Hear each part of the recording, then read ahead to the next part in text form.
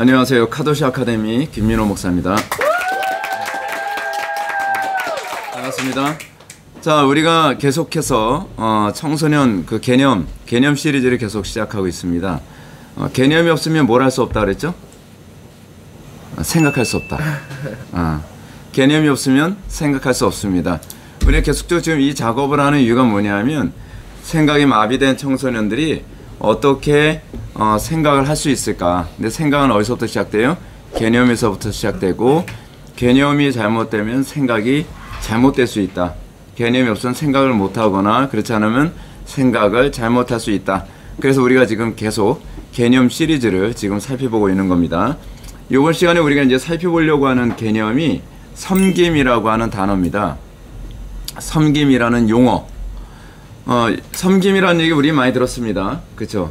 뭐 섬김하게 되면은 뭐랄까 무슨 봉사하고 뭐 이제 그런 거를 우리 이제 많이 생각을 하는데, 섬김이 과연 무엇인가? 예수님께서 이 땅에 오신 목적은 섬기기 위해서 오셨다고 예수님께서 말씀하십니다. 예수님께서 제자들에게 향해서요, 앉아서 먹는 자가 크냐 섬기는 자가 크냐, 앉아서 먹는 자가 아니냐, 그러나 나는 섬기는 자로 너희 중에 있노라. 그러니까 옛날에 예수님 당시에는 섬긴다라고 했을 때 섬기는 건 누가 하는 것이었냐 하면 종이 하는 일이었습니다. 근데 예수님이 하나님이신데도 불구하고 육신을 입고 이 땅에 오셔서 종처럼 너희들을 섬기기 위해서 오셨다. 그러니까 섬기기 위해서 오셨기 때문에 예수님 뭐 했어요? 여러분, 종들은 뭐가 항상 따르냐면 고난이 항상 따르거든요. 고통도 따르고 불편함도 감수해야 되고 괴로움도 감수해야 되죠. 근데 예수님의 공생의 기간이 그런 기간이었어요. 철저히 종처럼 사시고 철저히 고생하시고 그리고 나중엔 죽기까지 이렇게 섬기셨죠. 자, 우리가 그러면 섬김이 무엇인가에 관해서 오늘 한번 구체적으로 한번 살펴봅시다. 첫 번째로 섬김이라는 것은 교회에서 고상한 교양적 행위 정도로 이해되면 안 됩니다. 섬김이라는 것은 그냥 고상한 섬김 행위가 아닙니다. 섬김은 예수님 당시에 섬김은 뭐라고, 누가 하는 거라 했죠? 종이 하는 거라 했죠. 별로 고상하지 않아요. 뭐 추하고 더럽고 힘들고 괴롭고 그리고 때로는 하기 싫은 거 하는 거, 그게 이제 섬김입니다. 예수님께서 하셨던 일들이 죄다 그런 것들이었습니다. 힘들고 그리고 불편하고 더럽고 뭐 하다못해 문둥병자도 만져서 치료하셨잖아요. 그죠? 그리고 불편한 이런 일련의 모든 종들이 하는 일들을 예수님이 다 하셨어요. 예수님의 말로만 섬김하는 것이 아니라 예수님은 정말 종처럼 섬기셨습니다. 우리가 교회 안에서 섬긴다 하면서 어떻습니까? 불편한 거, 성가신 거, 더러운 거, 귀찮은 거, 그런 거 안 하려고 하잖아요. 그건 이제 섬김이 아니죠. 그렇죠? 두 번째로 섬김은 교회라는 조직을 유지하기 위해서 하는 게 아닙니다. 대부분 우리는 교회에서 봉사하는 걸 섬김이라고 생각하잖아요. 뭐 이래서 저는 뭐 성가대에서 섬깁니다. 저는 뭐 교사로 섬깁니다. 저는 식당 봉사로 섬깁니다. 물론 그것도 섬기는 건데, 섬긴다는 말의 근본적인 의미와 개념을 안다면 이게 단순히 교회 봉사라는 수준이 아닌 거예요. 교회 봉사 수준이 아니라 더 깊은 수준이 있다는 거죠. 그럼 그게 뭐냐? 더 깊은 수준. 성경적으로 얘기하는 더 깊은 수준이 무엇이냐? 첫 번째, 섬김은 섬김의 1차적 대상은 하나님이시라는 거예요. 우리는 사람을 섬기는 걸 자꾸 섬김이라고 떠올리는 경향이 있습니다. 그렇죠? 또는 교회라고 하는 어떤 모임을 섬기는 것을 섬김이라고 생각하는 경향이 있습니다. 물론 섬겨야죠. 사람도 섬겨야 되기도 하고 교회도 섬겨야 되겠죠. 근데 섬김의 1차적 대상이 누군가 했을 때 그 대상은 하나님이시라는 걸 절대로 흔들리면 안 됩니다. 그렇지 않으면 자꾸 사람한테 노예가 돼요. 우리가 이 섬김이라는 것이 뭐라죠? 예수님께서는 어떻게 섬기셨다 그랬죠? 종처럼 사셨다 그랬죠. 종처럼.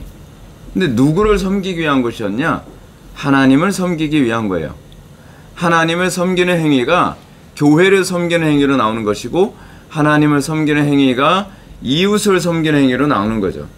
하나님을 섬기는 행위가 아니라고 한다면 그것은 진정한 의미에서 섬김이 아니에요. 근데 이 섬김이라고 하는 단어와 또 굉장히 관련된 중요한 단어가 있는데 예배예요. 예배하게 되면 우리가 영어 단어 주로 어떤 단어를 떠올리냐면 worship이라고 하는 단어를 떠올리거든요. 그쵸? 근데 worship이라는 단어뿐만 아니라 예배에 해당하는 또 다른 영어 단어가 있는데요. 서비스라고 하는 단어가 있어요. 서비스. 이 서비스라고 하는 단어가 예배라고 했을 때 우리가 섬긴다라고 하면 그 섬김의 기본적 대상이 하나님께 대한 예배라는 관점이 머릿속에 있어야 되는 거예요. 이거 개념을 잘 잡아야 돼요. 이 개념을 잡지 않으면 또 섬긴다고 하면서 생각을 또 잘못하죠.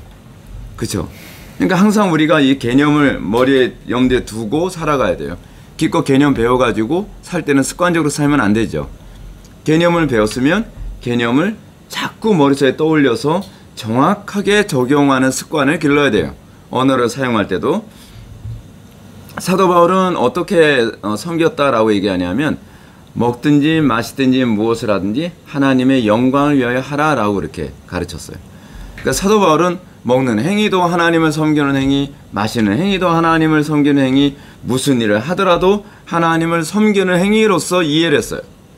우리도 하나님을 섬긴다라고, 우리가 섬김이라는 단어를 떠올리면 무조건 하나님을 섬기는 것, 하나님께 예배하는 것, 이것을 떠올려야만 합니다.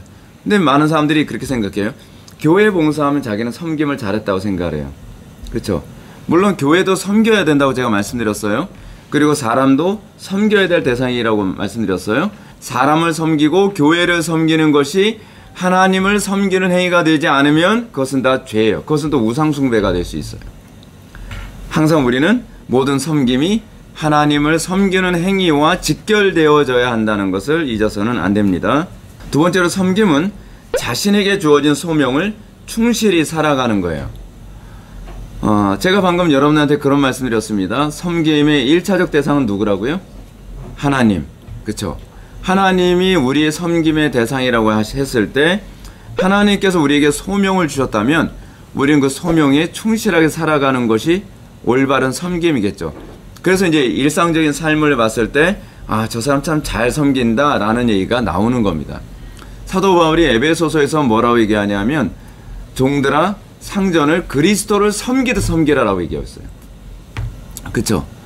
그러니까 그리스도를 섬기는 것을 염두에 두고 상전을 섬기라는 거예요. 그쵸? 또 아내들에게 또 뭐라고 하죠? 아내들아 남편에게 복종하라 라고 했어요. 근데 무조건 복종이 아니라 주 안에서 복종하라 라고 얘기해요. 남편을 섬기는데 하나님 보고 섬기라는 거예요. 하나님 보고 섬기지 않으면 그것은 다 죄가 된다는 얘기죠. 그죠? 그래서 여러분들 그런 소명 얘기해야 되면 또 그렇죠. 저는 소명이 뭔지 모르겠어요. 뭘 몰라요? 여러분들 공부가 소명이에요. 현재 나에게 주어진 것. 여러분들 현재 여러분들한테 숙제가 주어지면 그것이 또 소명이에요. 그죠? 여러분들 이런 오늘 영상 촬영한 이 미션에 참여하는 거, 이거 하나도 성실하고 하나님을 섬기는 마음으로 참여하는 거, 이런 게 다 섬김이죠. 그죠? 그래서 섬김은 어디서 이제 하나님을 섬긴다는 것이 그 실체가 어디서 나타나냐면 어른들은 직장에서, 학생들은 학교에서, 또는 교회에서, 또는 가정에서 아빠는 아빠다운 삶을 살고 엄마는 엄마다운 삶을 살고, 근데 이것을 하나님을 보면서 하나님을 섬기는 마음으로 아빠로서 살고 엄마로서 살고 그리고 직장인으로서 살고 학생으로서 살아가는 것, 이게 섬김이에요. 이게 섬김. 그래서 하나님을 섬긴다는 개념이 없으면 그것은 섬김이 아니라 그것은 우상숭배로 빠지는 거죠. 종교개혁자들은 이 개념을 직업에다 그래서 딱 적용을 했어요. 천직의식 많이 들어봤죠? 그렇죠? 직업은 누가 주셨다? 하나님께 주셨다. 그래서 한번 직업을 정하면 어떤 청교도들은 절대로 그 직업 한번 딱 정하면 아무리 힘들어도 그 직업 포기하면 안 된다라고 생각을 했어요. 근데 그 이후에 다른 종교개혁자들은 그건 아닌 것 같다. 때로는 하나님께서 소명지를 옮길 수도 있기 때문에 이 직장에서 저 직장으로 옮기는 것이 있을 수는 있다라고 이렇게 봤어요. 근데 분명한 건 동일한 관점은 무엇이냐면 직업을 소명으로 생각했다는 차원에서는 동일해요. 자기가 그 직장에 있을 때, 자기가 그 모임에 있을 때는 내가 소명이라고 생각하고 하나님을 섬기는 마음으로 살아갈 때 그때 타락하지 않는 거예요.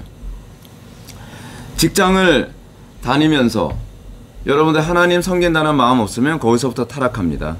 그죠? 돈벌이에 혈안이 되고, 학생들은 성적 올리는 데 혈안이 돼서 컨닝하고, 그쵸? 하나님을 섬긴다라는 마음을 가지고 직장을 다니고, 그리고 학교 생활을 하고 자기 학업에 집중할 때, 그때 이제 이것이 우리를 더 거룩하게 만드는 거죠.